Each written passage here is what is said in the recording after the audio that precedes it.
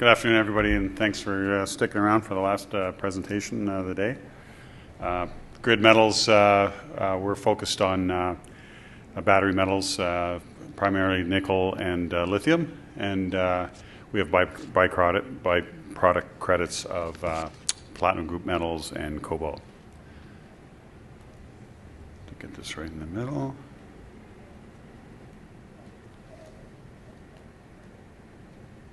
There we go. I will be making some forward-looking statements today in the presentation. And to give you a basic overview of the company, so the map you're looking at here today is a plan view of our project area, which is our primary focus. And this is about 150 kilometers east of Winnipeg in Manitoba, and it's the Bird River Greenstone Belt. And it's kind of unique in that, I guess like many places in Australia, you've got nickel and lithium occurrences in the same area. There's a lot of history in both of those metals in this belt.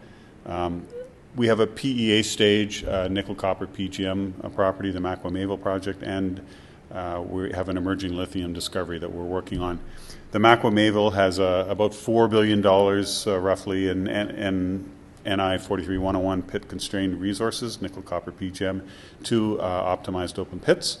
And the Donner Lake Lithium project is a project that we acquired from the Tanko mine, and we're on our second round of drilling now. We have some high-grade LCT dikes, and we just started resource drilling there. And our lithium project has a bit of a unique wrinkle in that we've announced a deal to potentially do toll milling with the Tanko mine, which is, for those of you who don't know, it's Canada's only producing hard rock lithium mine currently, and that's owned by the Sinomine Group from Hong Kong. Our working capital position corporately is about $14 million. Myself, I've been with the company for over 20 years. I'm a finance guy. I raised the money, and we really built out our team recently, and Dave Peck has joined us. Dave was the VP Exploration for North American Palladium, and he's a very strong experience in nickel, having led Anglo American's global nickel search for a number of years. And Dave's a PhD from Melbourne University. Kerry Galschuk heads up our lithium exploration, and Kerry has a lot of experience. He worked for the Tanko mine, running exploration for a number of years. And we have Ian Ward leading up our project side. Ian is a former president of Micon Consulting, and he's a metallurgist.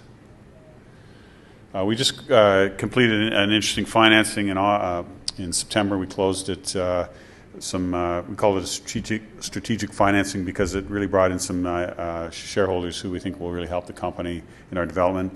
AMCI stands for American Manganese and Coal. They have a number of ownership positions in mines, including copper, manganese, and coal, offices around the world, over $1 billion of revenue. This is the group that came in behind a group called Green Technology Metals, which is doing lithium exploration development in Ontario, and the market cap's grown from really a standing start to close to $200 million in less than a year. Primero Engineering is another one of the key members of the investing group. Primero is primarily a process engineer, and they're involved in many of the lithium projects in North America, and they've opened up an office in Montreal to service the Canadian market. And Lithium Royalty Corp is an investor of ours, and they're actually our largest shareholder, and helped us finance our lithium project in January of this year. We closed the financing with them. Just to go forward, the Bird River properties. We're in the traditional territory of the Saugeen First Nation. We have an exploration agreement with them that takes us right up to the production stage. We have the largest land position in this area. We've spent close to $25 million on these projects over the years, and as I say, we've entered into a collaboration agreement with Tanko Mill. So we're kind of in the position where we're trying to advance 2 projects, one at the PEA stage and one a little earlier stage. But we're well set up in terms of infrastructure in this area. We have, I think, 8 people now on our team, geologists and Cortex, to do field work. And here's a picture of one of the trucks that's shipping spodumene concentrate from the Tanko mine. And that's being shipped to China for processing, because right now there's nowhere to process it in North America. So the industry's got a long way to go. You've heard today about EV battery demand. We think the fundamentals are good. We think hard rock is a great option in that it's proven technology. Spodumene is a proven feedstock for hydroxide plants, and we think that's a great size of project for a company like ours. Just quickly about our nickel copper PGM project. As I said, we have 2 open pit constrained resources. We did do a preliminary economic assessment in 2014, and we're now in the process of updating that PEA. We have a new resource calculation incorporating some more drill holes, exploration, metallurgy. We started our baseline environmental work for future permitting, and we're commencing another phase of exploration and drilling to commence later this year. There's the resource. We have about 100,000 tons of nickel and 150,000 tons of copper and 300,000 ounces of PGMs. And this project will produce separate nickel and copper concentrates. So the nickel concentrates about 11% and the copper between 25 and 30%. So quality concentrates, which is key for a base metal operation. We have completed some additional drilling. We're trying to extend the pit to depth, and you can see some of the intercepts there. We're getting wide intercepts, 30, 40, 50 meters of over 1% nickel, and the Makwa project in particular has a very strong palladium credit, which at close to $2,000 an ounce is very important for the project economics. Mayville, it's a larger deposit, lower grade. It's gabbro hosted. Again, the nickel grade is low, but we have about 30 million tons in resource there. And here again, we have multiple exploration targets. So our plan really is, while doing the PEA, also to do more exploration, try and expand the resource here, and then move to pre-feasibility next year. Just skip over. Now just talked about our Donner Lake Lithium. This is a 75% grid, 25% lithium royalty corp. We got this project from Tanko many years ago. It has a historical pegmatite resource.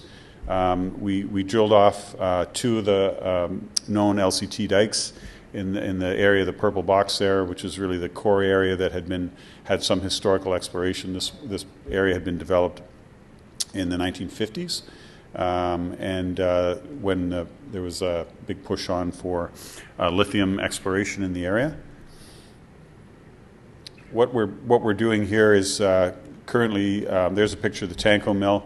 We entered in an MOU with them, and we're going to do ore testing. We're getting an advanced exploration permit to enable us to do bulk sampling of our ore and look at a potential toll milling. So Tanko is in the process of permitting to put in a larger mill to produce spodumene concentrate, and they're looking for additional resources. And I think of the juniors in the area, we're the most advanced in terms of our resource base. So this gives us potential for near-term revenue while the spodumene prices are extremely high, and the value of the ore in the ground at these prices is about $1,000 a ton, which is really phenomenal. So the next steps for us is to do some more testing, and then once we get our advanced exploration permit, which we're hoping will take about 6 months, and we'll be able to put in the infrastructure for a bulk sample. So we think this agreement provides optionality while we're working on expanding our resource base. And you can see the map. There's 4 known pegmatite dikes. The northwest dike and the main dike were the ones we drilled in 2018 and then in 2020. The main dike we followed for close to 800 meters. The northwest dike we followed for approximately 600 meters. These are not super wide dikes. They're only like true width of 3 to 4 meters, but they're extremely continuous, and it's high-grade rock.